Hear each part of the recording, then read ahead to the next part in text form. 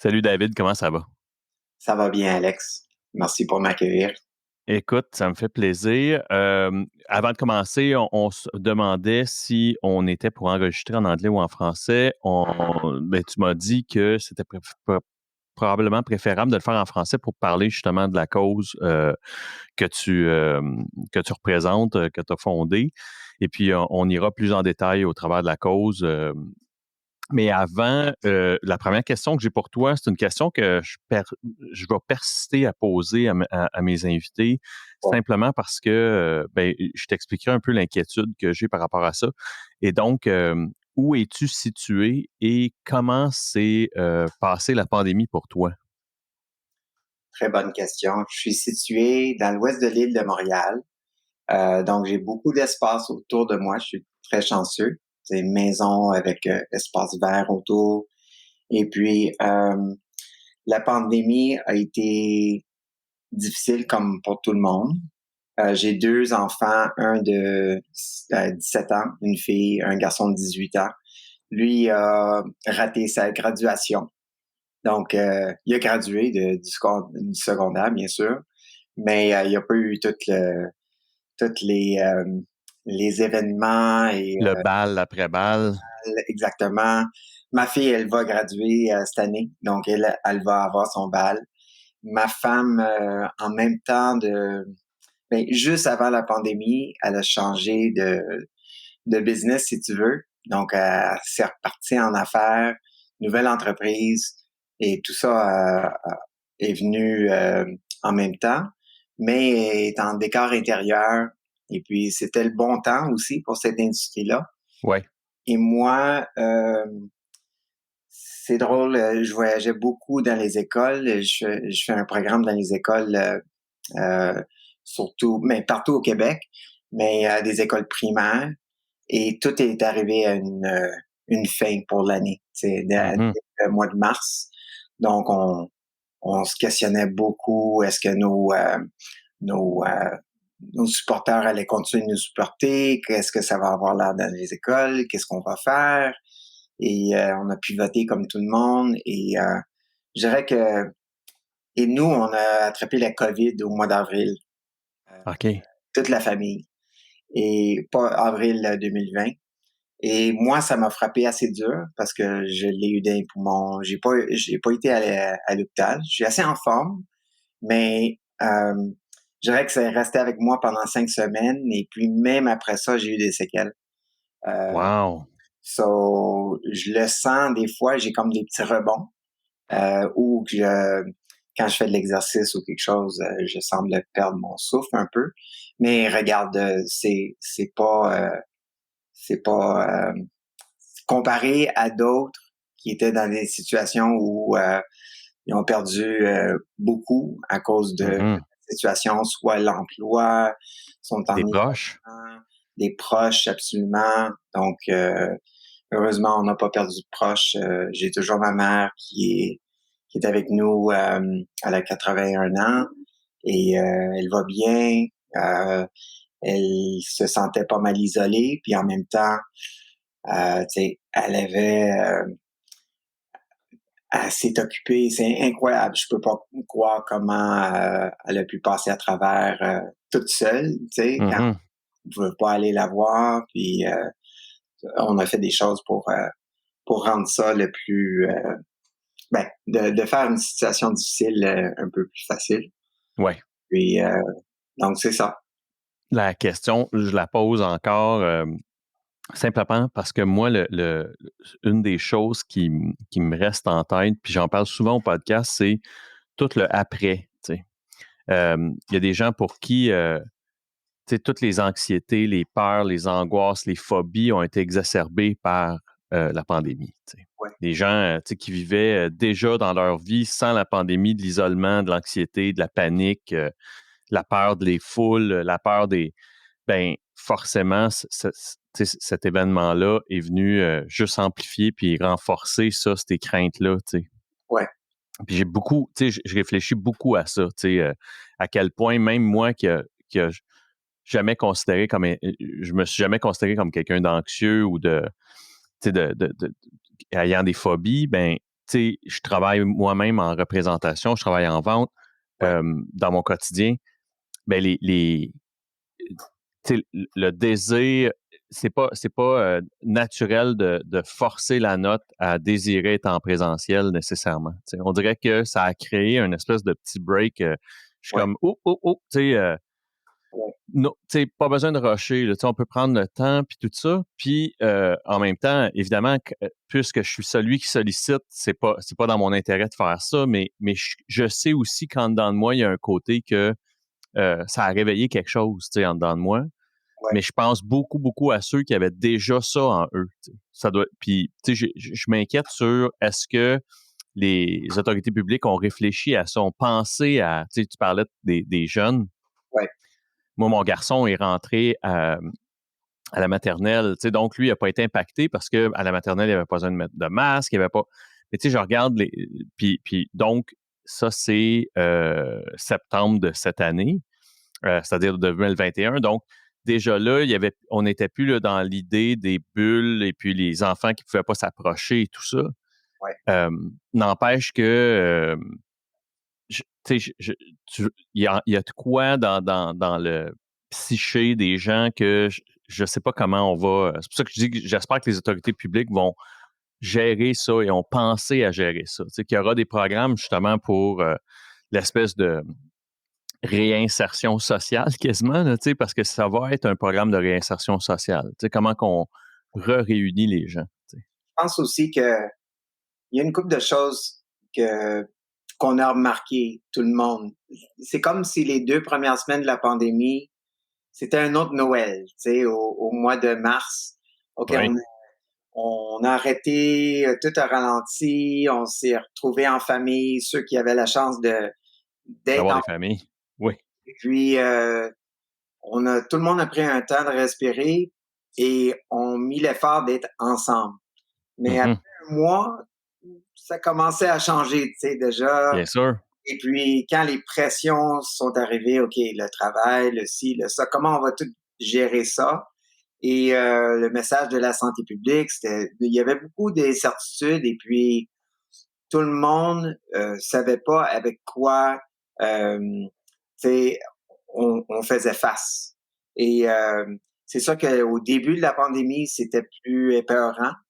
Et Oui, mais au fur et à mesure, c'est sûr que c'est une genre de répression et ça créait des choses comme, surtout pour les enfants, tu dis que nous, on a dû réapprendre, où on sent maintenant qu'on doit réapprendre à socialiser parce que on vit une nouvelle réalité. Puis on se demande, est-ce qu'on va retourner à comment c'était?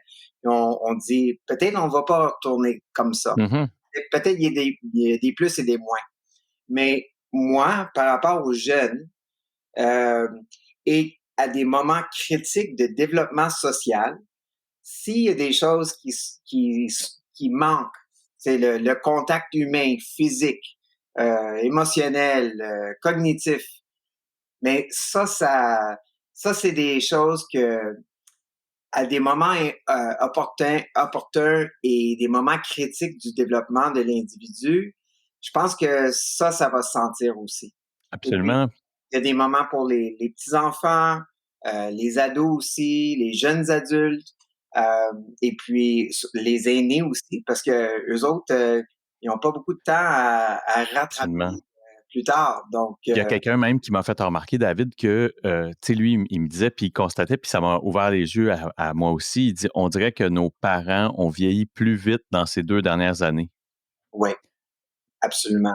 C'est Ouais, comme si ça avait accéléré leur vieillesse, tu sais. Et donc, tu sais, moi, je prends pour acquis que si on le constate chez d'autres, ça nous arrive à nous aussi. Tu sais, fait que les 2 dernières années ont probablement euh, pris plus de kilométrage sur notre corps, je peux me permettre, que toutes les autres années. Tu sais, fait que c'est ça.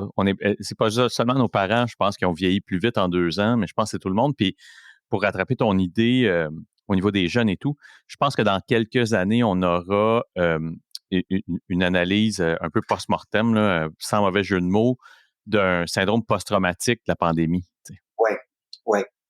Oui, je pense que c'est tout le monde dans notre vie, on a un certain inertie pour nous faire avancer dans la vie. C'est comme si les 2 dernières années nous a mis au ralenti et des fois en reculant. Mhm.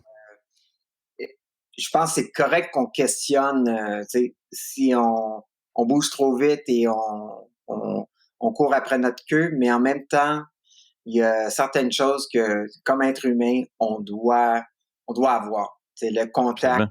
social, euh, on développe pas en isolation. Je pense que, Ça n'a pas tout été bon non plus, David, de ouais, s'arrêter pour regarder. Il y en ouais, a pour qui, là, s'arrêter, ouais, point, ça a été quelque chose de pas nécessairement positif, tu sais. Parce que mhm, tu en as parlé, tu sais, le phénomène d'inertie, le phénomène d'être en mouvement. ouais, Puis des fois, peut-être que tu t'arrêtes pas à te concentrer sur tes bobos, puis ouais, c'est pas nécessairement une mauvaise chose tout le temps. Tu sais, il y en a pour qui, oui, il y a un travail d'introspection, puis ça a resservi, puis peut-être que quand les gens faisaient tant de pain, ça leur faisait du bien parce qu'ils faisaient de l'introspection, mais il y en a pour qui l'inertie, c'est réparateur, c'est guérisseur, tu sais. ah, Euh, tout à fait d'accord avec toi. Je pense que je préfère être en mouvement que d'être statique. Parce que c'est là que, comme tu dis, on ressent nos bobos, on ressent nos incertitudes, nos inquiétudes. Absolument, nos peurs, ben oui. Ça se multiplie quand on est statique. Tu parlais de l'avoir attrapé, tu sais, c'est très drôle. Nous, au mois de janvier de 2020, Oui, ma femme et moi, on a un couple d'amis haïtiens qui descendent quelques fois par année et donc, puis nous aussi, on va les visiter, mais ils sont descendus pour la réservation que j'avais à la cabane à sucre du Pied de Cochon, tu sais. oui, Fait qu'on savait qu'ils s'en venaient, on avait tout synchronisé les dates. Et cette journée-là, j'étais extrêmement malade. Donc, fiévreux. euh, et puis là, tu peux imaginer, là, on est en janvier, donc je suis fiévreux, mais bon, une fièvre comme. Et durant le souper, ma femme, elle me dit: Ah, mais c'est tellement bon. Effectivement, c'est toujours très bon. Mais moi, cette journée-là, je lui dis: Ça goûte à rien. Tu sais. Mais on oui, est au mois de janvier. oui, Personne ne sait ce que c'est. Tu sais. oui, Et donc, ma femme qui a des troubles asthmatiques, tu sais, oui, elle l'a attrapé quelques jours plus tard et elle a été au lit presque une semaine, peut-être même 10 jours, avec tu sais, des sentiments de. Elle dit, c'est comme si j'avais des poignards dans les poumons, tu sais. Donc, et là, on écrit à nos amis qui disent, écoutez, on en a un qui a été super malade, mais tu sais, la liste des symptômes, c'était check, check, check, check, check, tu sais. Puis en fait, quand tu fast forward quelques mois plus tard, mais il me disait, bon, j'ai des problèmes de digestion, je sens pas, je goûte pas. Toute la liste, il passait. oui, Fast forward en mars, les premiers articles sortent du New York Times sur what to look for. Qu'est-ce qu'il faut vérifier pour être sûr que c'est bien le COVID que. oui, Et donc, j'envoie ça à nos couples d'amis à Haïti, puis je dis, Ugh, je pense que c'est vraiment ça qu'on avait déjà attrapé à ce moment-là. Et ensuite, il y a eu d'autres enquêtes ou peu importe qui confirmaient qu'il y a eu une première vague dans les hôpitaux de New York et dans le nord-est oui, déjà au mois de décembre, janvier, avec des premières vagues de grippe un peu inconnues et indéterminées. oui, Moi, je reste convaincu aujourd'hui que tout ce groupe-là, on était 6. oui, Tout ce groupe-là, c'est sûr qu'on l'a eu, puis on ah, l'a attrapé. c'est Fait que c'est sûr. très drôle parce que j'ai comme l'impression que surtout pour ma femme, il est arrivé un moment où est-ce que tu parlais de l'inconnu puis de l'incertitude que les premiers mois ont amené. Si Oui, c'était arrivé dans les premiers mois de voir ma femme sans être en détresse, mais de vraiment pas être bien, j'aurais probablement dit, ben, il faut peut-être aller à l'hôpital, parce que on était trop insécure, on savait pas ce qui pouvait arriver, tu sais. Puis on entendait des histoires d'horreur, les gens, ben, définitivement, les gens mouraient, mais étaient mis sur des respirateurs et tout et tout. Puis finalement, nous, on était là, waouh, la grippe est donc ben tough cette année, alors que, c'était probablement le COVID, Fait que ça me sûrement. fait, ça, ça me fait sourire. Euh, Chaque semaine, avec mes invités, je fais un peu le même exercice, c'est-à-dire que pour définir qui ils sont puis comment ils ont changé les choses dans leur vie, j'essaie de les ramener le plus tôt possible dans leur enfance. puis de me ramener peut-être à un événement ou quelque chose qui ont été témoins qui a défini la personnalité qu'ils sont devenus, tu sais, ou de l'adulte qui sont devenus, soit pour ouais. le meilleur ou pour le pire, tu sais, quelque chose que ça les a influencés. Tu sais, moi, dans le cas de l'alcoolisme, par exemple, ben, tu sais, il y a clairement, moi, des influences où il y a de quoi qui tient du folklore familial du côté de ma mère, où est-ce que les gens buvaient beaucoup, c'était très festif, fait que ça a marqué l'enfant que j'étais, puis ça a définitivement influencé l'adulte que je suis devenu. Tu reviendrais où, toi, si tu ramenais ça à ton enfance, David? Euh, mais le mien était marqué par une famille active, OK? Deux grands frères. Mon frère Marc, 4 ans plus vieux que moi, Steve, 6 ans plus vieux que moi, deux bons athlètes. Et puis, j'ai toujours suivi dans leurs pas, j'ai toujours voulu être comme eux. Une famille intacte. Et puis, euh, ils jouaient au soccer, baseball, au hockey à l'hiver. Et juste avant d'aller au secondaire, j'ai fait un voyage ici au Québec, un voyage de graduation de 6e année. Et il y a eu un incident où je me suis fait violer. Et c'était, c'était un instant où on dormait 2 nuits à un, un centre pour une retraite scolaire. Et puis j'ai j'ai pas pu dire quoi que ce soit. J'avais tellement de haine et tellement de, je me sentais complètement euh, isolé. Et puis, au point où après que je suis retourné à la chambre avec les autres enfants, et puis il parlait de ce monsieur-là, disant ah c'est le fun, on s'amuse. Puis je me sentais comme étranglé, je pouvais rien dire. Et puis je suis retourné à la maison, blessé encore, puis je pouvais rien dire. J'étais comme Et donc, tu connaissais l'agresseur. ben non, je connaissais pas avant l'agresseur. C'était OK. le monsieur, le chef du camp, si on veut. Et puis c'est arrivé comme je sais pas pourquoi, c'était moi qui a ciblé. Euh, et puis c'est donc ça étant dit, et puis je pense que c'est pas je pense que c'est peut-être une chose d'énergie ou Ouais, ouais, tu sais, ouais, ouais. Puis ouais, c'est ça. Ouais, j'entends ce que tu veux dire. C'est-à-dire qu'il y a clairement, c'est un peu comme les femmes qui subissent il arrive qu'il y a des femmes je suis en train d'écouter, là j'ai un flash, tu sais, je suis en train d'écouter, c'est Bad Vegan que c'est sur Netflix en ce moment.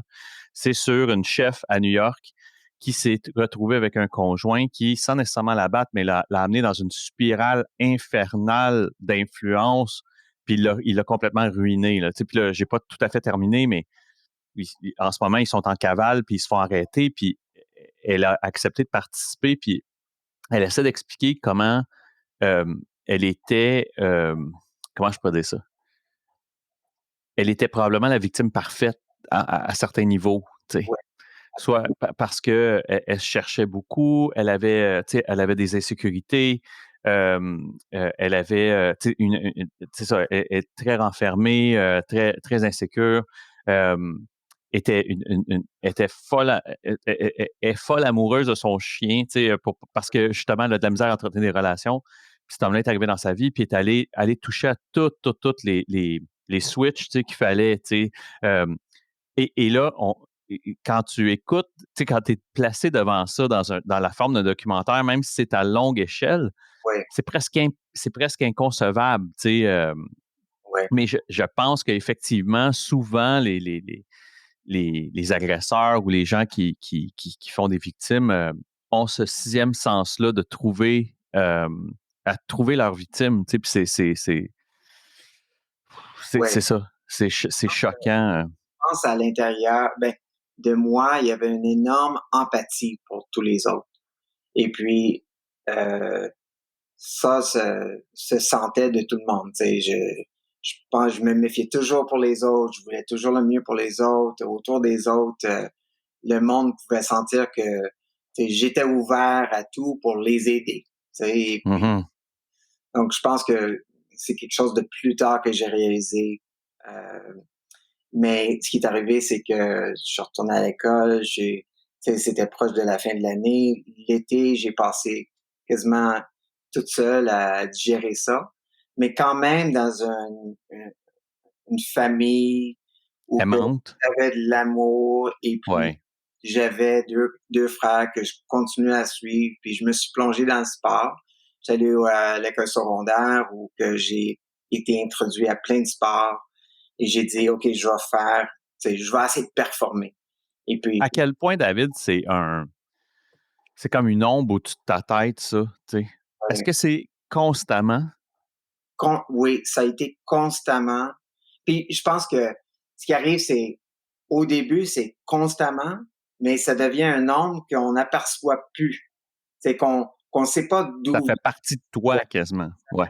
toi. Et puis, ce qui arrive, c'est que tu l'enfonces au plus bas possible, mais ce qui reste, c'est les séquelles, puis c'est les réactions, comment tu te protèges par la suite. Et puis Ce qui moi, fait que quand tu dis les réactions, par exemple, une incapacité d'avoir de l'intimité, mettons? ouais, incapacité d'avoir de l'intimité, incapacité de s'ouvrir complètement. Tu sais, une des choses qui m'a marqué vraiment, c'était comme la réaction entre mes pères. C'est comme comment je me voyais vis-à-vis mes pères. Je sentais que j'avais des adultes de confiance avec qui je pouvais me fier, tu sais, dire que ma vie, tu sais, je les fais confiance pour tout. C'est mes Ouais. parents, frères. Puis il y avait des personnes comme ça dans ma vie, heureusement. Et puis, par contre, mes pères, j'avais peur de me laisser aller avec eux. Et puis, donc, c'était pas profond, nos amitiés. J'étais là Donc, pour. les hugs, tu sais, donc tout ce qui est les hugs, même en boys ou en bros, c'est Oui, probablement. je dirais pas, euh, tu sais, on se donnait pas des câlins. C'est pas comme aujourd'hui, tu sais, Oui, les oui, oui. puis, tu sais, mais, tu sais, j'ai 50 ans et dans le temps, c'était comme encore macho, tu sais, Oui, oui, oui. mon intimité, je le ressentais avec des personnes de confiance plus vieux et les plus jeunes. C'est OK. les enfants de plus jeunes que des cousins, tu sais, des voisins, mais ça, c'est venu un peu plus tard. Et à l'âge de 14 ans, j'ai trouvé le taekwondo. Donc, quelqu'un, un voisin sur notre rue, l'ami de mon frère, il était ceinture noire. Puis il dit, ah, viens donc essayer. Donc, là, j'ai commencé à voir, ah, je pouvais fesser des sacs, puis je pouvais ressortir une certaine rage. Et puis, il y avait une certaine discipline, il y avait du respect, il y avait, tu sais, des valeurs. Un Et code. j'ai accroché, tu sais, à 100%. Là, c'est devenu un sport en démonstration aux Olympiques en 88. En 89, j'ai eu ma ceinture noire, puis j'ai dit, OK, on y va, let's go. Tu sais, j'ai vu un de mes meilleurs amis aujourd'hui, euh, il a gagné le championnat en 88 à l'âge de 16 ans, championnat senior, OK, pour qualifier pour les Olympiques. Il avait un pied de moins que son compétiteur. Et puis, je le connaissais pas à cette époque-là, mais je l'ai vu battre cette personne-là, revenir, être accueilli avec plein d'amour de sa famille, puis ses amis, puis j'ai dit, c'est ça que je veux. T'sais, je veux me prouver, je veux battre des grands, je veux, tu sais, Ouais, je veux, ouais, ouais. je veux me défendre. Et puis, quelque chose de très intéressant s'est passé après ça.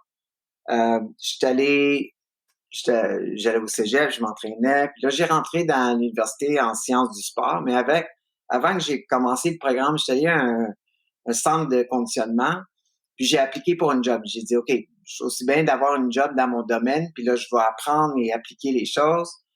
Et ils ont dit, mais t'es pas qualifié, t'as pas étudié encore. Ils ont dit, c'est quoi tes qualifications? J'ai dit, mais je suis ceinture noire, je compétitionne en taekwondo. Puis ils ont dit, ah, voudrais-tu enseigner le taekwondo? Puis j'ai dit, ouais, j'aurais le goût, ouais, pourquoi pas? Donc j'ai commencé à enseigner le taekwondo et j'ai trouvé tout de suite une passion d'aider les autres. Là, là, je suis redevenu comme la personne qui pouvait redonner aux autres, comme je donnais Mhm. avant, tu sais, de façon ouverte, mais j'étais dans une position d'autorité. Tu sais, Oui, pas que c'était quelque chose d'important pour moi d'être une autorité vers les autres, mais de dire, OK, mais maintenant, c'est moi la personne de confiance et je peux faire des choses, je peux redonner ce qu'on m'a donné, oui. moi. Et puis, En fait, tu peux être le protecteur c'est que, ça, que cet agresseur-là devait être pour toi à l'époque. exactement. Exactement. Et je le réalisais même pas. Donc, euh, allons en avant 31 ans. Depuis que j'enseigne le taekwondo, j'ai enseigné des milliers d'enfants. Et j'ai des enfants d'enfants que j'ai enseignés. Wow! Hein?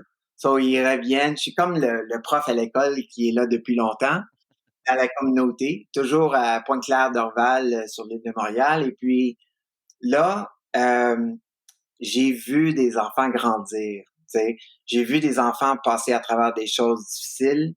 Et puis, ça m'a permis, honnêtement, dans ma vie, de passer à travers mes étapes difficiles. C'est, ça m'a enseigné plein de choses. J'ai été capable de redonner et de m'épanouir là-dedans. Et puis, tu sais, j'ai fait une carrière d'athlète. J'ai compétitionné au niveau international. J'étais sur l'équipe canadienne. Euh, Par contre, mon plus gros succès dans le taekwondo, c'est vraiment enseigner. C'est Mhm. qu'un enfant soit là pendant 3 mois, 3 ans, ou je pense que j'en ai un qui, ça fait 23 ans qu'il fait le taekwondo avec moi. Damn! Et maintenant, il est maître, il enseigne les cours d'adultes. Puis moi, je participe comme son élève. Tu sais? Donc, c'est comme, C'est on a créé, superbe, ça. ouais, on a créé comme une deuxième famille, une deuxième, tu sais, c'est comme, ouais, je peux pas croire les bénéfices que ça a eu pour moi. Donc, je pense que, tu sais, oui, malheureux, quelque chose m'est arrivé qui a été un traumatisme dans ma vie qui a, euh, je, je, je vais, tu sais, je le cache pas, mon adolescence était comme un enfer pour moi. Bien sûr. Je m'auto-mutilais, tu sais, Oui, oui, oui, mutuel. Oui, oui, absolument. même dans l'entraînement, je m'entraînais à fond jusqu'au sang, À juste te blesser. me blesser euh, sur des choses ou bien me surétirer ou me surentraîner pour être comme visiblement blessé pour qu'on vienne me sauver, tu sais, dans ma vie. Mhm. Et puis, parce que on voyait pas mes séquelles avant. Mais là, Bien j'avais sûr. une excuse, tu sais. Oui, exactement. Donc, et puis ça crée plein de patterns dans ma vie, tu sais, des cercles vicieux que Ouais, plus les traumatismes ne saignent pas, hein. Tu sais, tard, hem, quand est-ce que tu sais, évidemment, là, tu as, mettons, 19, 20, 21 ans, tout ça progresse. Quand est-ce que ce trauma-là, il va resurfacer dans ta vie? Parce que, tu sais, je suis convaincu, comme la plupart des gens qui, il ouais, arrive un moment où est-ce que c'est tu as beau l'avoir enterré, tu sais, il y a quelque chose qui va émerger, le meilleur et le pire. Souvent, là, tu sais, quand ouais, est-ce que tu peux me dire un peu comment ça parce que, tu sais, peut-être même quand toi-même, tu arrives à avoir tes propres enfants, tu sais, ça c'est un reality check ou qu'est-ce qui abs- qu'est-ce qu'est-ce qui oui, cause, comme tu sais, parce que pour être capable d'en parler aujourd'hui, il faut que tu aies été nettoyer ça, tu sais. oui. Ah, j'ai fait du travail dans ma vie. Et puis, je pense que le travail, c'est au jour le jour, tu sais, Bien on sûr. mais moi, ma première copine, OK, c'était à l'âge de 19 ans. Et c'était lors d'une blessure que je me suis quasiment déchiré l'aine et je pouvais pas m'entraîner au sol. Donc, je suis allé à la piscine pour m'entraîner. Et puis, là, j'ai rencontré une fille que, pour la première fois, c'est comme un cheval où on enlève c'est les blinders et puis Oui. je regarde puis je dis: «Ah, elle est tellement gentille, elle est bonne avec les enfants» et tu sais, je me suis intéressé à elle et elle est devenue ma femme. Tu sais, donc on est toujours ensemble aujourd'hui. On a grandi ensemble, mais je pense que c'était lorsqu'on, tu sais, on a commencé à sortir ensemble et lorsqu'on commençait à être intimes ensemble, que ces peurs-là ont commencé. Tu sais, moi, j'étais surtout, euh, nous, on était nos premiers amoureux ensemble, Oui. et moi, je me sentais très peur, tu sais, de l'agresser ou de, tu sais, donc, je pense que tout ça a ressorti, puis je me rappelle, la première personne que j'ai dit, c'était elle. Et puis, c'était une période où que, tu sais, je pouvais pas croire tout ce qui sortait de moi. Je pleurais, j'avais tu sais, de l'anxiété, j'avais de la La rage. rage, Oui, oui. oui, surtout la rage. Et, euh, et plus tard, tu sais, il y avait d'autres moments dans ma vie. Je pense que c'est quand on a une plaie où on est coupé, tu sais, une petite coupure, mais quand on a une fièvre, on sent la coupure encore plus. Tu sais, Oui. ou tu as un bobo en quelque part, tu sais, tu as mal au dos, puis là, tu commences à une grippe, puis là, tu as encore plus, C'est c'est pire. Oui. donc, tu sais, au moment où j'avais beaucoup de stress, soit à cause du travail ou à cause de autre chose, c'est là où que ces émotions sortaient et ça me mettait tellement de pression que je pense que la seule façon que je pouvais m'en défaire, c'était de m'entraîner plus. Tu sais, parce Mhm. que je suis devenu dans un cycle vicieux où que pour changer mon esprit, il fallait que je me pompe avec des endorphines. Est-ce qu'il y avait aussi peut-être, tu sais, le fait de te confier à cette fille-là, c'est que tu t'aperçois que tu as de l'affection pour elle, évidemment, mais que ce trauma-là, quand tu le fais ressortir, c'est un frein à te laisser ou à t'abandonner dans cette relation-là. Puis tu Ouais, veux pas permettre au trauma de venir nuire à cette relation-là que tu sais, que t'es comme, tu sais, fuck you, tu viendras pas nuire à. oui, je pense que c'est très intéressant. Tu sais, il y a notre propre nature aussi. Moi, je suis une type de personne que quand je veux quelque chose, je fonce. Tu sais. Exactement. Puis, je pense que ce qui a fonctionné dans ma faveur, c'est que je pouvais différencier entre quelqu'un de bon, quelqu'un de pas bon. Tu sais, Mhm. pour moi, la différence c'était quelqu'un de bon, j'y vais à fond, et puis j'essaie de, on fait en sorte que ça marche. Quelqu'un de pas bon, j'essaie d'arranger quelque chose pour que ça aille bien pour tout le monde, surtout pour l'autre. Oui, Puis c'est là où que, je me faisais prendre souvent dans ma vie. oui, Tu sais. Donc, je pense que c'est cette énergie-là que cette personne-là a senti en moi. C'est que j'ai oui. eu des situations, pas la même situation, mais j'ai eu des situations où on pourrait dire que on a pris avantage de moi. C'est ma générosité, la Oui, façon oui, oui. que je Trop suis. d'empathie, là, c'est ça, c'est ça. Exactement. J'ai vraiment appris la différence entre la compassion et l'empathie. C'est l'empathie, tu te mets dans les souliers de l'autre et tu sens et ressens tout ce qu'ils sentent. Donc, s'ils sont blessés, s'ils ont mal à la tête, t'as mal à la tête. Moi, j'étais comme ça. Tu sais, donne-moi ton mal parce que je suis assez fort Pour de, le prendre. pour l'apprendre. Tu sais, je vais le prendre pour nous deux. Puis je vais te transporter. Puis, tu Ma sais, mère, elle disait, c'est la différence entre être bon et bonasse. ouais, ouais, ouais, absolument. Tu sais, tu peux être bon, mais quand t'es bonasse, Ouais, tu sais, c'est ça, t'es gullible, qu'ils disent en anglais, là, tu peux presque, tu sais, tu peux prendre tout sur tes épaules, ouais, puis, tu sais, prendre beaucoup pour du cash, tu sais, dire, ah ouais, ouais, ça se peut, ça se peut, ça. Puis, ouais, c'est ça, c'est pas, euh, quand justement tu nettoies ça, ouais, est-ce que tu demandes de l'aide? Est-ce que, tu sais, ouais, comment tu, tu sais, parce que, tu sais, il y en a pour qui c'est très, très difficile de, tu sais, de tendre la main justement pour aller chercher de l'aide. Tu veux me parler un peu de, tu sais, parce que on a Abs- tous un ego, fait que. Absolument. Je pense que, tu sais, il y a une couple de choses. Moi, j'ai, donc, j'étais athlète jusqu'en 2001. Puis là, j'ai commencé à entraîner des athlètes professionnels en 2000.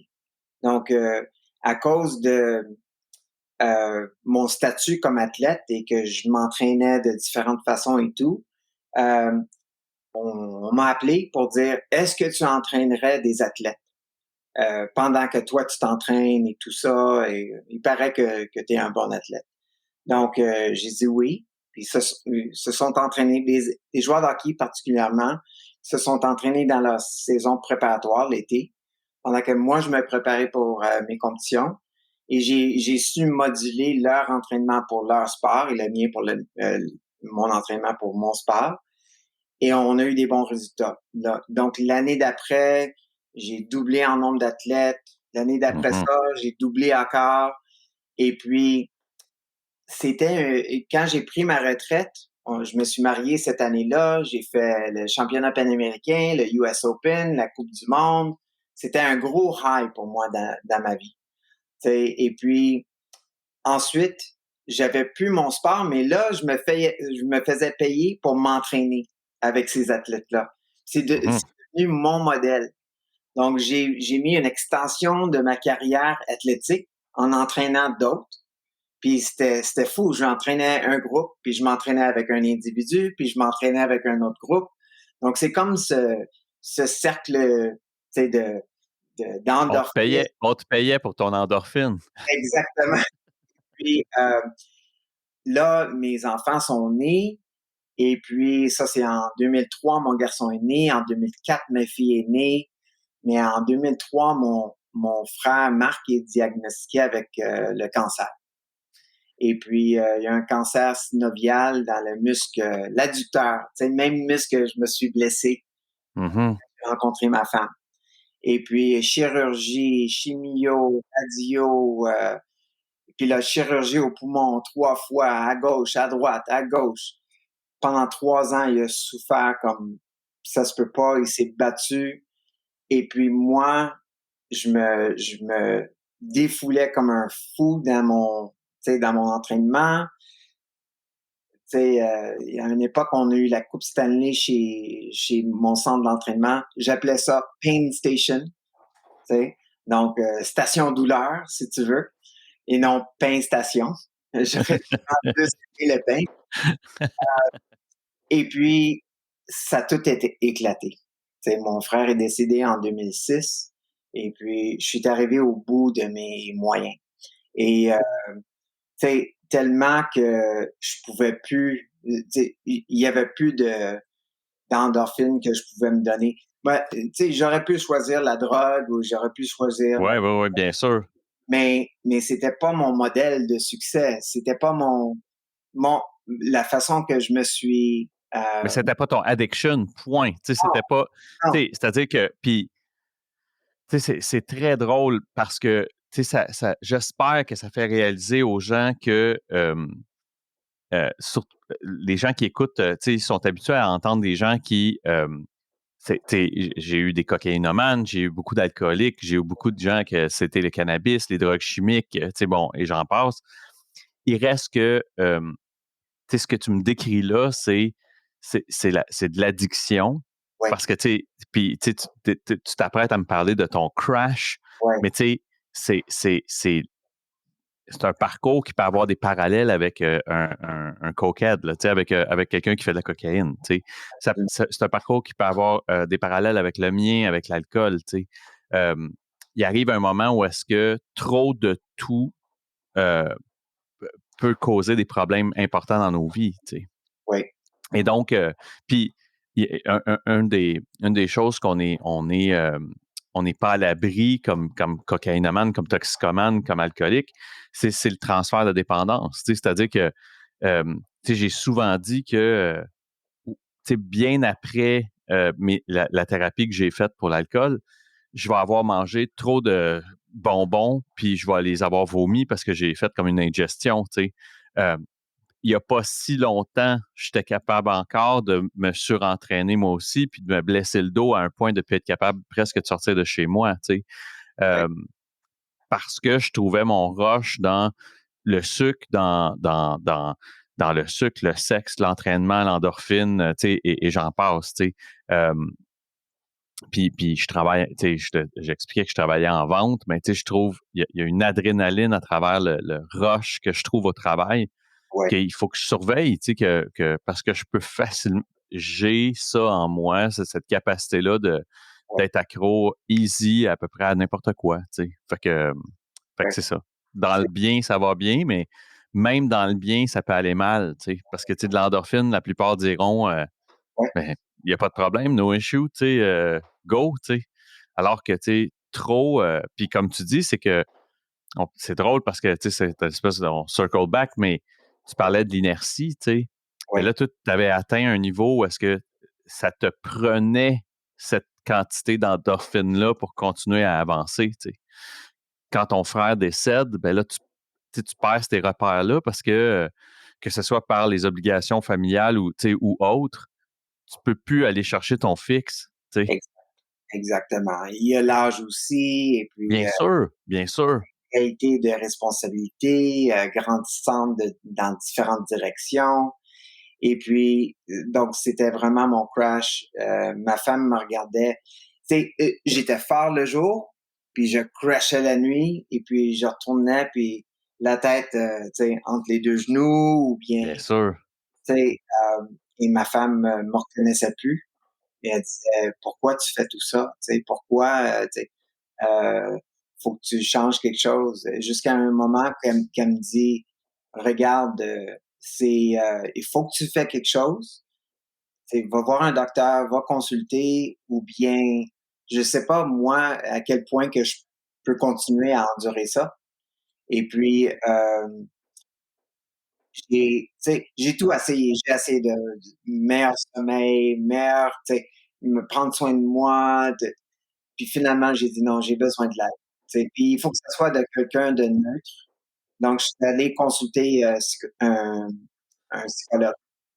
Et puis là, c'est là où que j'ai appris que, tu sais, avoir certains outils pour voir où étaient les différents patterns dans ma vie où que je devais briser des cycles.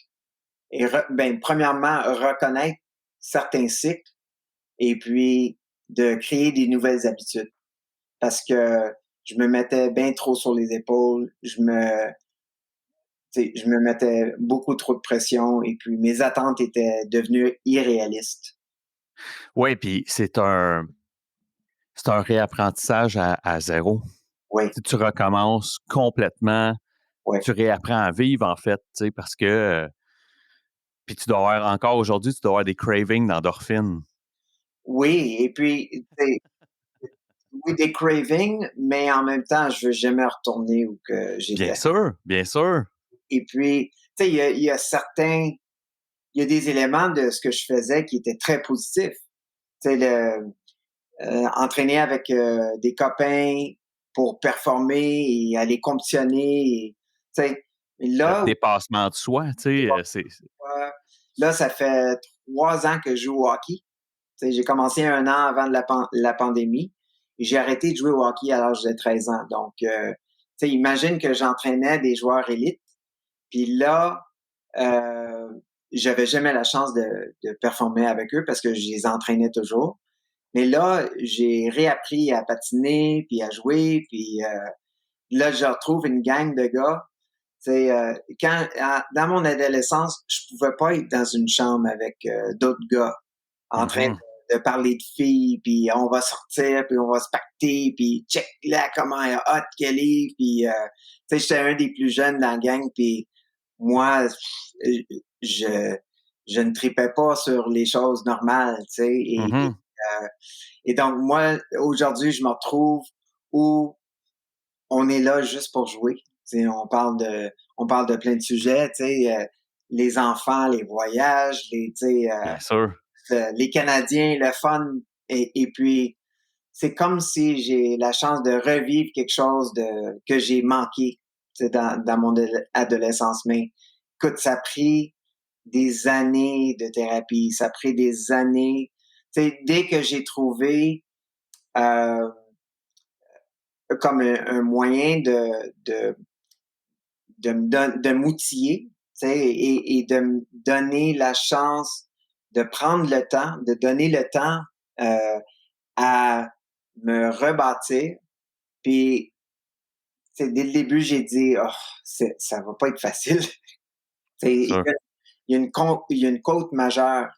Mais après, même une couple de sessions, j'ai dit, ça vaut la peine. J'ai regagné un peu la confiance de ma femme, qui a dit, c'est positif, je t'encourage, let's go. Et puis, c'était quelque chose d'extrêmement profond. Puis je dis que ça m'a permis aussi d'apprendre à être plus transparent. Tu sais, le fait que je puisse t'en parler aujourd'hui, c'est, c'est un gros plus pour moi. C'est parce qu'avant, c'était non, la génération de mes parents, sûrement les tiens, on parle pas de nos Ah bobos, non, du tout, on du tout, pas du de, tout. ouais. Puis le plus Mon, qu'on, mon, mon père a perdu sa femme l'an dernier, tu sais, ou il y a 2 ans. Euh, donc, ma mère est décédée il y a 2 ans. Puis, tu sais, c'est seulement dans les 2 dernières années que mon père, tu sais, il devient très émotif à rien, tu sais. Puis mon ouais, père, c'était un rock, tu sais, je l'ai jamais vu ou ouais, très, très peu, tu sais, hein, faire partager ses émotions puis ses états d'âme, tu sais. Puis ouais, c'est dans les 2 dernières années, puis on dirait là, que c'est presque un trop-plein, tu sais, on dirait que c'est comme un outburst, là, tu sais, qu'ils disent en anglais, là, c'est comme une explosion, tu sais, tout le temps, tout le temps, tout le temps, tu sais, puis, ouais, puis moi, j'adore ça, tu sais, parce que je pense que c'est super important. Puis l'autre chose qui, ça me fait réfléchir, c'est le fait d'en parler dans les regroupements anonymes, là, comme Alcooliques Anonymes, Narcotiques Anonymes et autres. On va nous dire souvent de toujours se rappeler d'où on vient. ouais, Tu sais, puis tu parlais, tu sais, je veux pas revenir à comment j'étais quand tout ça a crashé, mais c'est se rappeler d'où on était quand on a décidé de se prendre en main, c'est une des clés à justement toujours garder le cap sur être une meilleure personne puis à plus vivre ça. Tu veux plus vivre ça. Fait que, tu sais, moi, j'ai souvent une pensée sur dans quel état j'étais quand, mon père, en fait, c'est mon père qui m'a offert de l'aide, puis ça a été, puis bon, tout ça dans le but que j'aille en thérapie, mais je veux jamais me souvenir dans quel état j'étais. J'ai même des photos de ces moments, de cette époque-là, qui était quelques mois avant, ouais, puis je les reconsulte, même pour faire des blagues avec des gens, can you believe that? ouais, C'était ouais, moi, là. Ça, c'était moi ouais, aux vacances d'été de l'année d'avant, puis je suis méconnaissable. On pourrait pas voir, c'est facilement 60-70 livres en moins qu'aujourd'hui. Les joues creuses, le regard vide, clairement, ça allait pas. Je veux jamais oublier ça, parce que ça fait partie de mon rétablissement, ça fait partie de ma guérison, c'est de m'en souvenir. Puis comme tu dis, je pense que plus tu répètes les choses, ouais, euh, plus on dirait que ça s'adoucit, on dirait que c'est moins violent, à l'intérieur de soi, on dirait que ça fait moins cette espèce de choc-là que ce trauma-là a causé dans sa vie, Plus absolument, on parle avec des gens, puis plus on sans, on minimise pas le tort que cette personne-là, cet être humain-là a fait dans ta vie, on fait juste, en tout cas, on amoindrit l'impact négatif que ça a dans sa vie, puis ça, je pense que c'est la clé de la guérison, ouais, ouais, absolument.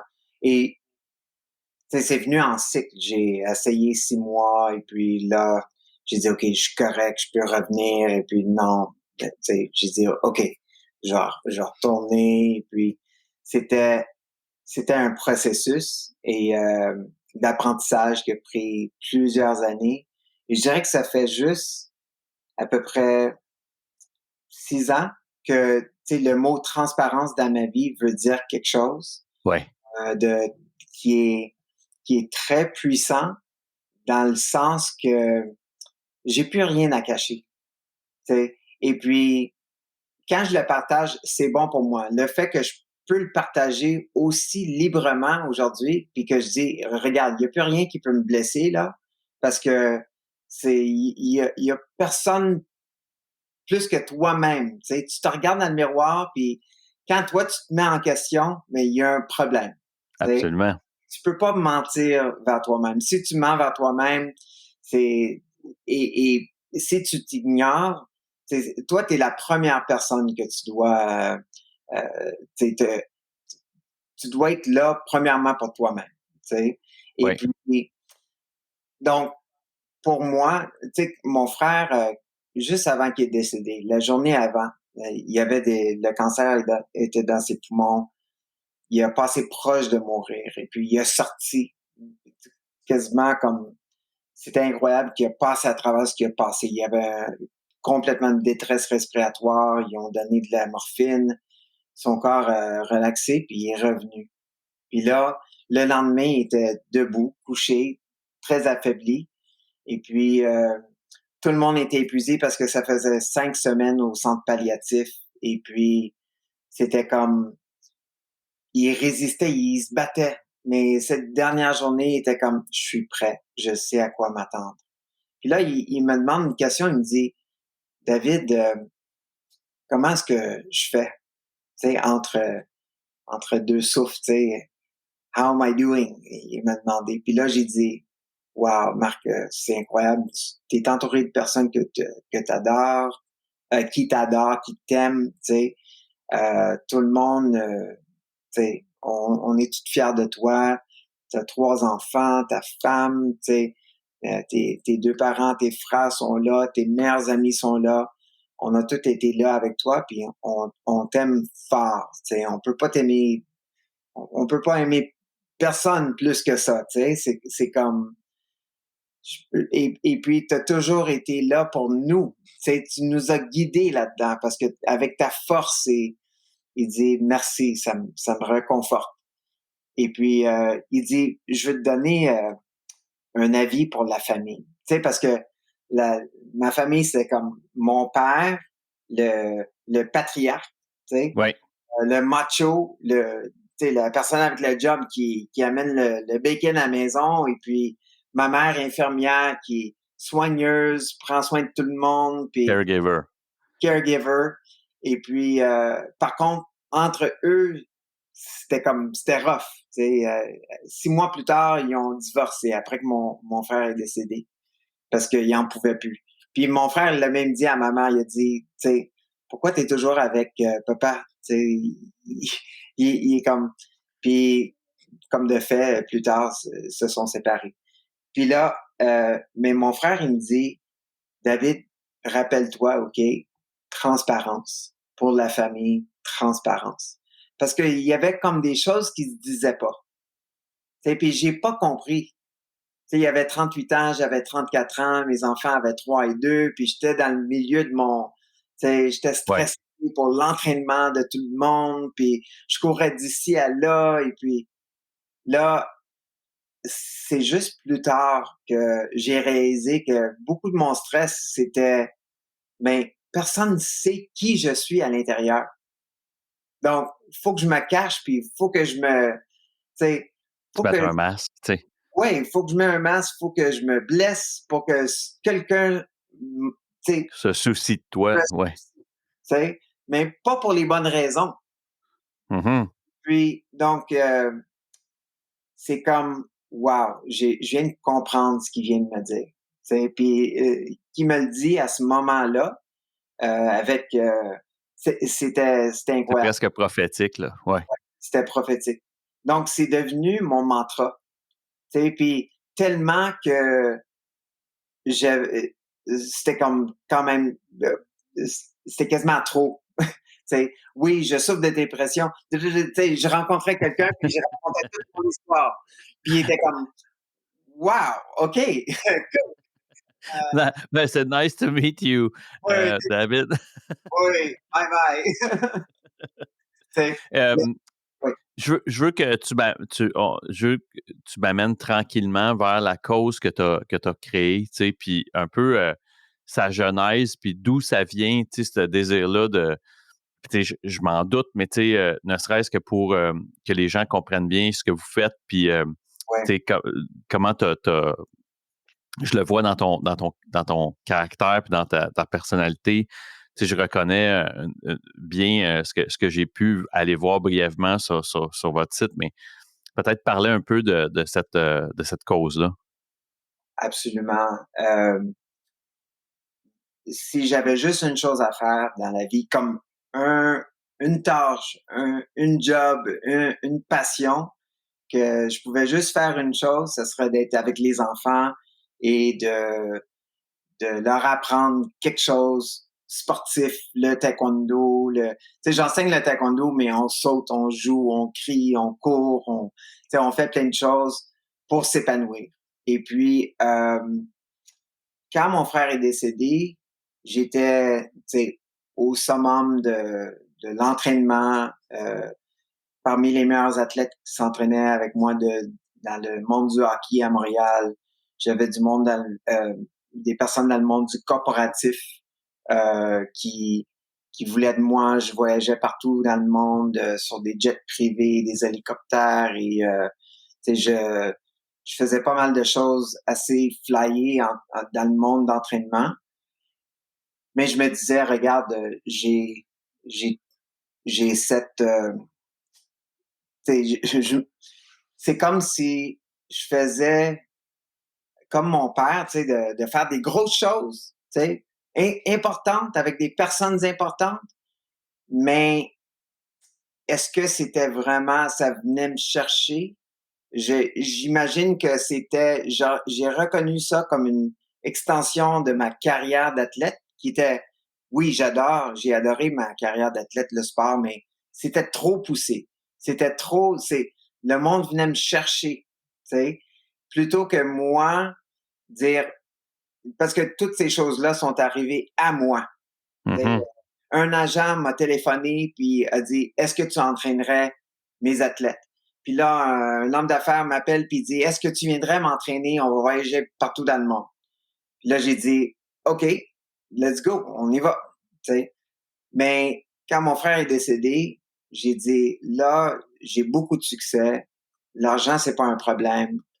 Mes enfants, ma femme, ma famille est intacte, mais je fais pas beaucoup de choses. Je veux faire quelque chose à l'honneur de mon frère. On a fait un tournoi de golf, on a redonné des sous à une association athlétique pour des jeunes, au centre palliatif. Puis je dis, wow, ça fait du bien. T'sais. Et puis j'ai dit, OK, je vais faire un programme dans notre ville natale ou pour les enfants, un développement athlétique. Et tu sais, j'avais un bon sentiment pour ça. Le taekwondo, c'était un constant pour moi, mais c'était autant pour moi que pour mes élèves. Donc, Ouais. là, un ami de mon frère euh, on s'est rencontrés. Il habitait à Toronto. Il est venu aux funérailles et tout. Une couple d'années plus tard, il m'appelle et il dit, qu'est-ce que tu fais?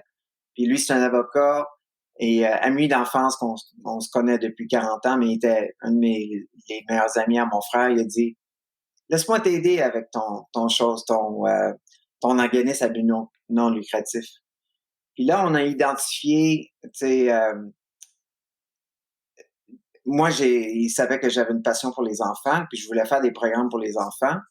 Et on a remarqué que les statistiques disent en garderie et à la maison, les enfants font 84% d'activité par jour, 180 minutes. Tu sais, ils sont en garderie, ils vont au parc, Ouais. ils jouent à la maison, ça bouge tout le temps, ça monte les escaliers, ça descend. Donc, ils se développent. Par contre, quand ils rentrent à l'école, ça baisse à 14%. C'est de 60 minutes par jour. Donc, l'éducation physique, dans les dernières décennies, ça a descendu, pour plusieurs raisons. Euh, et, et, et vraiment une attention sur d'autres éléments du développement de l'enfant qui, pour moi, je pense que ça devrait être physique, mental et Bien émotionnel, sûr. sans compétition, sans stress, surtout au primaire. mais on est compétitif et puis on veut compétitionner avec tout le monde pour les scores de maths et de langue et de sport et Mhm. on a des bons et des pas bons. Tu sais, on a ceux qui font l'équipe et ceux qui sont éliminés. Donc, donc, tu sais, dès que les enfants rentrent à l'école, mais on les assit et puis ils sont plus sédentaires. Puis, est-ce qu'ils se développent vraiment au plan moteur, social social, émotionnel et cognitif, oui, mais pourtant, quand tu es jeune, il faut que tu bouges. Donc, j'ai dit, OK, on va faire un programme pour les enfants de 4 à 8 ans, maternelle à deuxième année. Parce que et puis, je me suis accroché sur le terme littératie physique. Donc, le terme littératie, c'est pas un terme assez récent, dans le vocabulaire français, mais quand on parle de littératie, pour moi, c'est simple, c'est apprendre les lettres, mettre des lettres ensemble pour faire des sons, faire comprendre des mots, des phrases, des paragraphes, des textes. Puis au summum de ça, c'est Molière, ou c'est quelqu'un qui s'exprime super bien ou quelqu'un qui interprète bien le langage autour. Donc, que ce soit des textes techniques, en sciences ou la poésie ou des chansons ou de la comédie, d'avoir un vocabulaire riche, ça nous permet de communiquer ensemble. Puis si Absolument. on peut communiquer et interpréter, mais le monde, c'est une meilleure place. Donc, pour moi, la littératie physique, c'est comme le vocabulaire de mouvement. Puis au Québec, mais on a les saisons, on a, qu'est-ce qu'on fait sur la Tu as des glace? tonnes de thèmes. Oui, oui, oui. Donc, il y a l'environnement, il y a différentes activités. Tu sais, imagine, tu es né en Afrique, puis tu viens ici, puis tu vas immigrer ici, et puis là, tu dois te contendre avec la neige, la glace, là. Mais il faut que tu apprends à vivre là-dedans. Tu sais. Absolument. C'est possible. Mais donc, c'est ça. Le terme littératie physique, c'est non seulement apprendre à bien bouger, mais c'est d'avoir la confiance de bouger. Et donc la compétence mène à la confiance, mène à une motivation de participer. Puis le système d'éducation physique est bâti sur trois choses. Un, la compétence motrice. Deux, de socialiser. Comment on s'organise pour bouger ensemble? Donc, il y a des règles de jeu, où il y a le partage, où il y a l'organisation, comment on organise un voyage ensemble pour faire une randonnée. Et puis, donc, il y a un aspect social très, très important qu'on n'a pas en classe. Qu'est-ce qui arrive si quelqu'un reçoit une balle sur le nez? Tout le monde arrête, tout le monde s'occupe de cette personne-là. Il y a un aspect très, très important social qui se passe. C'est la compétition. Oui, c'est normal la compétition dans la vie, mais est-ce qu'on va compétitionner pour abattre une autre personne puis le mettre de côté puis mais sans des compétiteurs, mais on a rien, Mais on donc a ça, je pense qu'on a ça inné en nous aussi. oui, oui, oui. Et puis donc il y a quelque chose pour mettre de la valeur pour tout le monde, avoir de la valeur pour tout le monde. Et la troisième chose en éducation physique, c'est que tout ça fait partie des saines habitudes de vie. Donc, comment est-ce on prend soin de notre corps, notre hygiène, l'alimentation, l'hydratation, le sommeil, et que, qu'on apprend vraiment à être une personne en santé et entière. Donc, avec le cofondateur, on a décidé, OK, on va piloter un projet qui va être un programme qui va aller dans les écoles. On a commencé dans 6 écoles en 2013 avec, j'ai pris de l'argent de mes poches puis on a financé, puis c'était pendant que je faisais plein d'autres choses. Et, euh, et ça a eu un succès la première année. Ça a été bien reçu. L'année d'après, on a fait 16 écoles.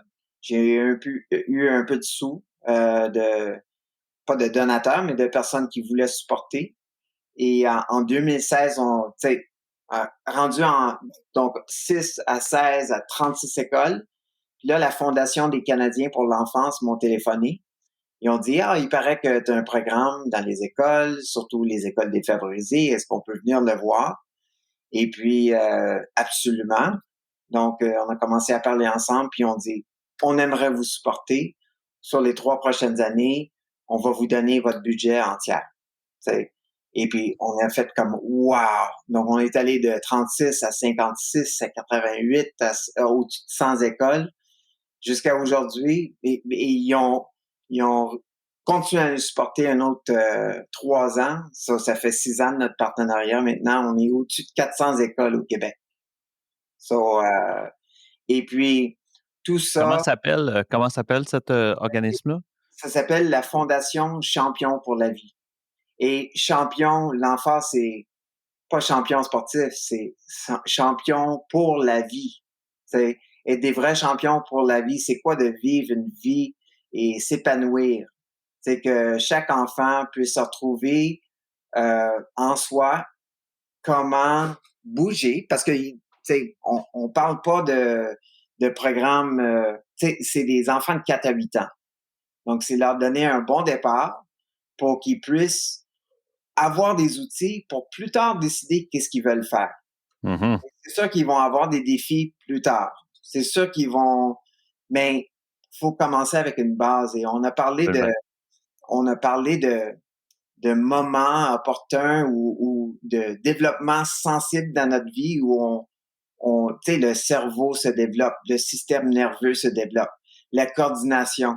Tu sais, si on n'apprend pas à nager avant un certain âge, mais le fait qu'on a une peur, puis l'aspect social, Absolument. ça fait que non, là, j'ai pas le goût de nager, je vais rester ici, et puis peut-être ces personnes-là vont faire autre choix qui ne sont pas aussi sociales ou actifs ou tu sais sains. Donc c'est ça. Donc c'est vraiment de là où est commencé cette passion, je dirais. Tu sais. Puis et je sais pas si c'est à cause de ce qui m'est arrivé dans ma vie. Et puis c'est sûr que c'est venu d'une Je pense qu'il y passion. a un lien. Je pense qu'il y a un lien. Je pense que c'est bien, mais c'est pas le c'est pas l'histoire de la fondation. L'histoire de la fondation, c'est que ces jours-ci, il y a beaucoup de sédentarité. Tu sais, le 14% pendant la COVID, c'est devenu un 4,8% des enfants qui sont actifs 60 minutes par jour. Donc, il y a eu encore une plus grosse baisse. Puis on a parlé d'enfants qui sont moins sociaux, qui sont moins, Bien qui ont sûr. moins d'expérience. Donc, je pense que Puis on en a besoin plus qu'avant, beaucoup.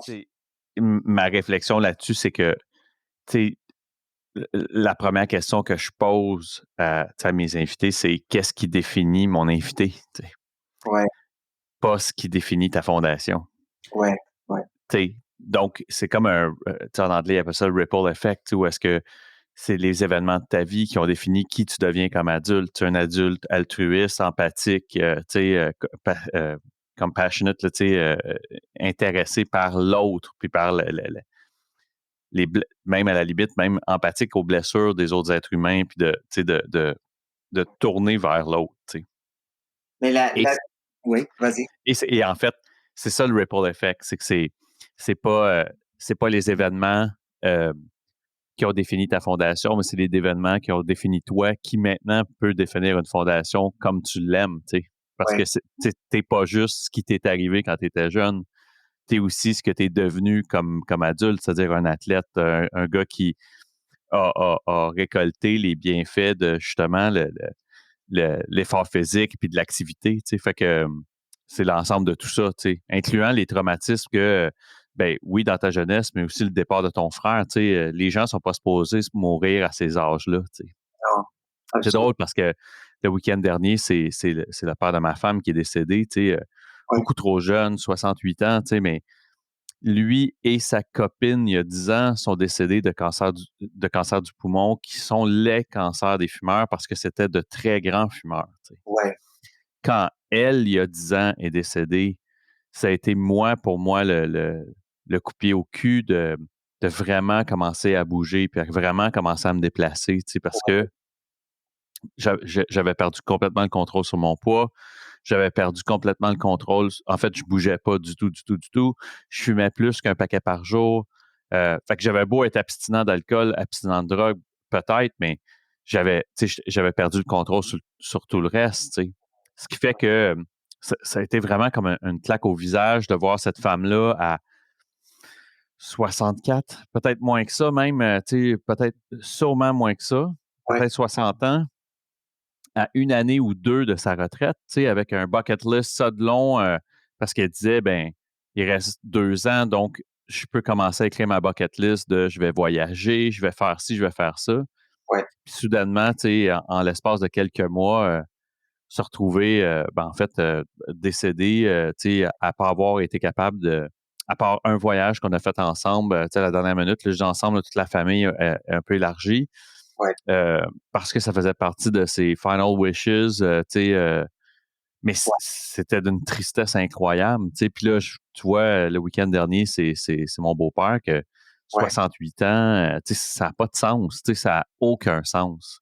absolument. Euh, mais pour moi, ce sont des motivateurs incroyables. Tu sais, j'essaie de sortir le bon de ça, mais tu sais, si je me reposais la question, si ça valait la peine que je m'entraîne ce matin, tu sais, mon garçon a 6 ans, j'ai 47 ans, j'ai pas besoin de me poser 3 fois la question. Tu sais, j'ai mon beau-père qui a 68 ans, donc si je le calcule vite, vite, là, dans 21 ans, mon fils va seulement avoir 28 ans. Tu sais. Il n'est pas supposé perdre son père à 28 ans. Tu sais. C'est ça. Fait que, tu sais, quand je relativise les choses comme ça, tu sais, ben, je me repose pas la question. Tu sais, je vais m'entraîner, puis je ferme ma gueule, puis Ouais, oui, des fois, il y a des matins que c'est moins agréable que d'autres, c'est moins plaisant que d'autres, mais tu sais, il faut que je garde toujours en tête pourquoi je le fais. ouais, Euh, mais tu vois, moi, ça vient pas de chez moi, tu sais. Tu sais, à la maison, c'était pas actif. Tu sais, mon père, c'était un 9 to 5 guy, tu sais, qui avait plusieurs travaux, plusieurs travails, là, tu sais. Je dis 9 to 5, mais tu sais, il faisait 9 à 5, mais il faisait aussi, tu sais, enseignait, tu sais, essayait d'être entrepreneur. ouais. Euh, donc, travaillait, tu sais, Mhm. beaucoup, beaucoup, beaucoup, beaucoup. Ma mère, c'était quelqu'un à la maison. Euh, Fait que l'activité physique, c'était pas quelque chose qui était dans la maison du tout, du tout. Ouais, Donc, forcément, j'étais très mauvais dans les sports. Tu sais, je savais nager parce que mes parents avaient une piscine, mais sans plus, tu sais. Et, euh, et donc, c'est bien plus tard qu'il a fallu que. ouais, Tu sais, c'est très comique, là. J'ai fait mes premières distances de course il y a à peu près ça 10 ans. Tu sais. J'avais jamais couru de ma vie, j'avais jamais.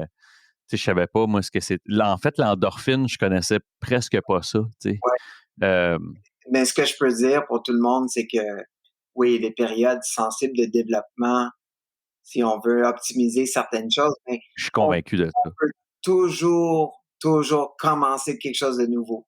Et Oui, puis, on peut toujours partir à zéro puis avancer. Et que oui. ce soit dans un nouveau sport, nouvelle activité, nouvelle initiative, nouvelle relation, tu sais. Et Il y a un puis, fit pour tout le monde aussi. Tu sais. Il y a vraiment un fit pour tout le monde. Tu sais. tous les âges, oui. Moi, Absolument. mon objectif, c'est que, tu sais, quand on finit le secondaire, on devrait sortir de l'école disant, sais-tu quoi? Je veux être mécanique parce que je tripe sur ça. Je veux être docteur parce que je tripe sur les sciences puis la santé. Je veux être comptable. Je veux être ci, je veux être ça parce que ton expérience d'école t'a amené à te montrer où étaient tes compétences et tes forces et puis ton intérêt. Donc, compétences, confiance, motivation. Et puis, ça, on l'apprend dans différentes sphères de notre vie. Si on tripe sur la musique, puis on joue la guitare, puis on rentre dans un club, puis on reconnaît des chansons, puis on peut s'amuser plus, ou jouer avec. Oui, puis je pense que c'est effectivement ce qui manque, c'est ce qui manque dans le système d'éducation actuel, c'est qu'on est incapable de personnaliser l'offre, tu sais. Euh, Tu sais, c'est drôle que tu parles de ça, David. Tu sais, mon fils vient de commencer la maternelle, puis il est autiste. C'est un autiste hyper fonctionnel tu sais, moi, tous les jours, cet enfant-là il y a de la répartie, il y a de l'humour, c'est un comique, il regarde les gens dans les yeux, tu sais, puis tu sais, je sais qu'il y a des parents que c'est beaucoup plus difficile d'avoir un enfant autiste que pour nous, tu sais. Nous, on a un petit comédien, tu sais, hilarant, là, tu sais, moi, il me fait hurler de rire dans la maison parce qu'il est, tu sais, il est vraiment très drôle. Mais je sais que le système scolaire est difficilement fait pour lui, tu sais. ouais, Fait qu'évidemment, c'est continuellement une conversation qu'on a avec eux. Tu sais, comment qu'on s'adapte, qu'est-ce qu'on fait pour vous, comment on vous aide à l'aider lui, tu sais, comment on peut faire, nous, pour vous ouais, rendre, vous, le travail, la tâche plus facile, parce qu'on comprend, tu sais, en anglais, ils disent, il ne faut pas shooter le messager. ouais, ouais, ouais. Et eux, ce sont les messagers d'un programme qu'ils sont obligés d'appliquer, tu sais, fait que je comprends absolument ce que tu dis, David. Euh, Où est-ce que les gens peuvent trouver ta fondation et comment les gens peuvent aider ce mouvement-là de Champions pour la vie? Ouais, ben, merci premièrement et je veux juste dire une autre chose avant. C'est Vas-y. parce que je pense que c'est une chose très importante, dans mon histoire, c'est que maintenant, je me retrouve plus seul. J'ai finalement une équipe autour de moi. Tu sais, dans la fondation, dans ma vie personnelle, ma famille, ma femme, mes enfants, tu sais, mon frère, mon frère Steve et ma mère et tu sais, la famille. Ouais. Je suis plus isolé. Tu sais. Et puis, surtout au niveau de l'équipe où on a une mission, puis on veut faire avancer les choses, on veut changer la perception de l'activité physique et le sport, qu'il y en a pour tout le monde, à tous les niveaux, pour tous les intérêts, et que bouger, ça fait partie de la vie. Et puis, pour être champion de la vie, c'est vraiment d'être champion de son épanouissement et d'aider les autres à s'épanouir. C'est parce que on est tous dans le même bateau. Et puis, qu'on soit un athlète à haut niveau ou qu'on a des déficits, des obstacles. Tout le monde a des obstacles dans la vie. Et puis, l'histoire de ton enfant, on mettrait jamais quelqu'un à part. Euh, Mhm. Ton enfant, on ne le met pas à part de la famille, mais c'est nous. Puis là, on a cette personne-là. Absolument. Cette personne-là fait partie intégrante de la famille. Et puis, je pense que euh, d'inclure l'inclusion, ça ne veut pas dire de faire un groupe spécial pour quelqu'un. Ça veut dire que Absolument. tout le monde est dans le même bateau, puis on doit apprendre à vivre ensemble et d'avancer et d'avoir ce momentum-là dans la vie. Parce que, Puis, by the way, David, tu as tellement raison parce que quand je regarde mon fils, tu sais, des fois, il me corrige sur comment il réfléchit. mhm, Puis la question, c'est, tu sais, la question que, comme adulte, je me pose comme parent de cet enfant-là, c'est qui fait de l'inclusion en ce moment? C'est-tu ouais, moi qui fais de l'inclusion ou c'est lui qui fait de l'inclusion? ouais, Parce que qui je suis, moi, pour juger de la façon que lui pense puis qu'il réfléchit à comment il fait ses choses, tu sais? Parce qu'il va bâtir ses Legos d'une certaine façon ou il va bâtir, tu sais, mon fils, il a une fascination pour les laveuses. ouais, ouais, Washers and dryers, tu sais, c'est un fou, tu sais. Euh, pour ça, tu sais, il adore les rotations, ses vidéos YouTube, c'est des laveuses. Et on va chez Dessert pour le bricolage, puis ouais, on achète des cartons, puis je lui fais des laveuses, tu sais. ouais, Mais, mais tu sais, c'est qui fait de l'inclusion, tu sais? ouais, C'est-tu moi qui fais de l'inclusion d'accepter sa passion ou c'est lui qui fait de l'inclusion de me la partager, sa passion pour la laveuse, tu sais? ouais, Fait que, tu sais, à un moment donné, il faut que tu te poses vraiment la question parce que à terme, quand cet enfant-là vieillit, tu sais, il va avoir des façons, tu sais, je pense beaucoup à, là, son nom va m'échapper, je le sais, mais il y a un film sur une dame qui a été chercher qui est diplômée en ingénierie puis qui a repensé complètement les, les, les corridors. Lui, elle habitait dans le Southwest ou Midwest, puis elle a redesigné complètement les corridors d'abattage pour le bétail. Tu sais. mm, Donc, comment le bétail se déplace pour aller au niveau des boucheries et tout ça. Et c'est une personne fonctionnelle autiste, mais qui avait une façon, puis c'était une femme en plus. Fait que tu peux imaginer, là, dans les années 60-70, ouais, euh, elle s'est présentée dans les ranchs en disant mais je comprends totalement pourquoi ça ne fonctionne pas, parce que là, les gens utilisaient les cattle rods, puis ils essayaient de. Ben, c'est normal qu'ils ne comprennent pas, ils ne voient pas où ce qui s'en va. Puis en tout cas, il avait une réflexion sur ouais, comment la vache, c'est complètement fou, mais comment la vache, elle voit, puis comment la vache se déplace. ouais, C'est normal que ce que vous faites là, ça n'a pas de sens. Et elle a d'abord été prise un peu au ridicule, puis éventuellement, cette dame-là a fait des TED Talks à travers le monde. Elle a écrit plusieurs bouquins. C'est quelqu'un d'extrêmement intelligent dans le domaine dans lequel, tu sais, qui est extrêmement non seulement fonctionnel, mais qui a changé complètement cette industrie-là, puis l'ingénierie, puis l'architecture de ces endroits-là. ouais. Euh, et donc, qui a fait vraiment de l'inclusion, tu sais? Tu sais, c'est-tu eux qui ont fait l'inclusion de dire, bon, on va finir par t'écouter, ou c'est elle qui a dit, ben, je vais tu sais, je vais humblement vous partager comment je réfléchis, tu sais? Absolument. Tout le monde a quelque chose à nous apprendre. Quand j'enseigne un cours de taekwondo, euh, cette année, j'ai demandé aux enfants, puis on a fait du virtuel pendant 16 mois, avec les enfants. J'enseignais avec des Legos, des Mhm. bonhommes Lego pendant 1 heure de temps, juste pour changer, pour que ça soit Ben pas tout oui, en face. Puis, j'ai dit, qui est le meilleur au taekwondo ici, aujourd'hui? Puis ils ont tous pointé moi. J'ai dit, non, moi, je suis rien. Moi, je suis rien sans vous. Donc, il pourrait en avoir un qui est meilleur dans une technique ou l'autre, mais si je fais ça toute seule, c'est perdu. Tu sais, on doit le faire ensemble. Donc, quand moi, je vous enseigne une chose, puis vous êtes 20, mais vous, les 20, vous m'enseignez quelque chose aussi sur vous. absolument. Donc, moi, j'apprends 20 fois. Puis vous aussi. Toi, tu apprends de lui et de elle et de elle et de lui et de moi. Donc, on est ici ensemble. Donc, l'inclusion, tout le monde gagne.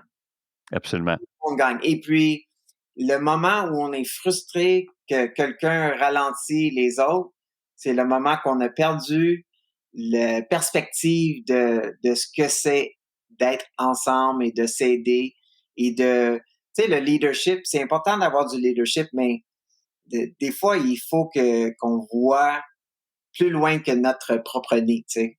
Absolument. Et Absolument. donc, ouais, je pense que je te félicite, le rôle de parent et le travail que tu fais, je pense que c'est vraiment, vraiment important. Ceux qui veulent me rejoindre via le site championpourlavie.ca, c'est champion avec un S pour la vie.ca. Et puis, il y a des coordonnées. J'ai un LinkedIn aussi, David Arsenault. Moi, j'adore avoir des conversations comme ça. Mon LinkedIn dit appelez-moi. J'aimerais avoir des conversations parce que j'ai autant à apprendre que de donner.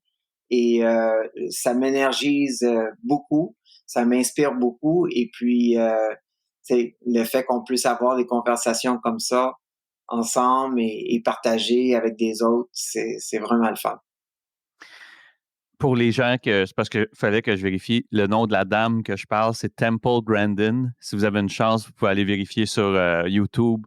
J'en parle simplement parce que je voulais pas que les gens soient en plan de dire Oh my God, tu sais, de qui il parle. Mais c'est Temple Grandin et d'ailleurs, il y a une actrice hollywoodienne connue Ouais. qui a fait un excellent film sur la vie de cette femme-là. C'est très fun. Championpourlavie.ca. Tous les liens et le profil LinkedIn de David vont m'être partagés, puis ils vont être inscrits dans la description de l'épisode, puis ça va vous permettre de pouvoir rapidement accéder à ces différents liens-là. David, merci énormément pour ton temps. Euh, Moi, c'est drôle, hein? Tu sais, le podcast a commencé il y a 3 ans où est-ce que, au départ, euh, évidemment, d'où le nom de Cold Turkey, c'était vraiment une histoire de changement tu sais, exceptionnel parce que tu sais, les gens arrivaient, tu sais, mes premiers invités arrivaient d'endroits souvent très, très obscurs, tu sais, très sombres. Ouais. Ton exemple en est un aussi, tu sais, d'un endroit très, très dark, mais euh, ce que j'aime de ce que le podcast devient de plus en plus, ça devient aussi un endroit où est-ce que je peux discuter de comment continuer de devenir quelqu'un de meilleur, tu sais. Comment continuer de pousser, tu sais. C'est très drôle parce que tu me,